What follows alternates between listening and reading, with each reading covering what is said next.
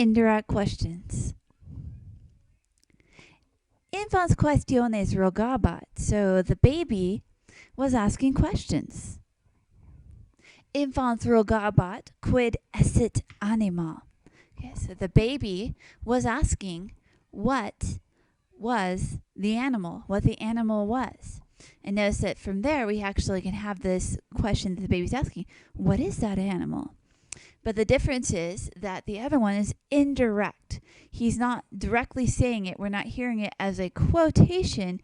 It's more of like that third person type of statement. So like, Marty said that Billy is cute.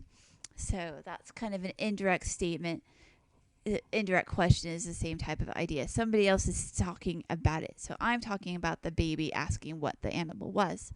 So that becomes an indirect question. Infans rogabat quid canis faceret. So the baby was asking what the dog was doing. And you have his direct question, quid canis facet?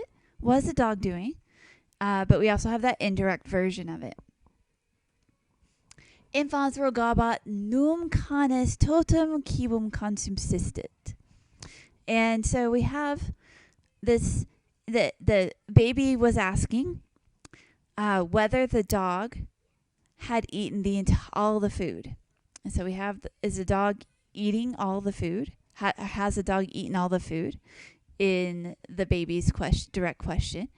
And then we have, again, that indirect question where somebody else, in my case, me, whatever the narrator is saying, talking about the baby from a third person perspective. So that is what he was asking. Infans rogabat cur canis esset iger.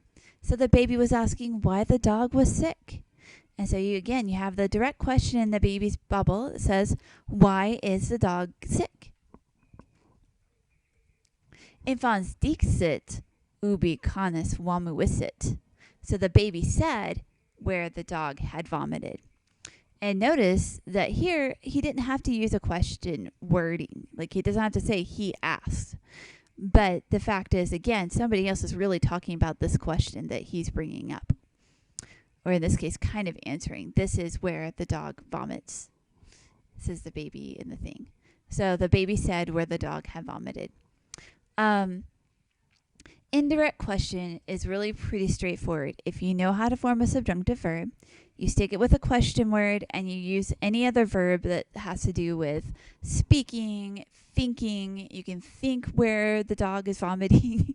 You can wonder where the dog is vomiting. You can want to know where the dog is vomiting.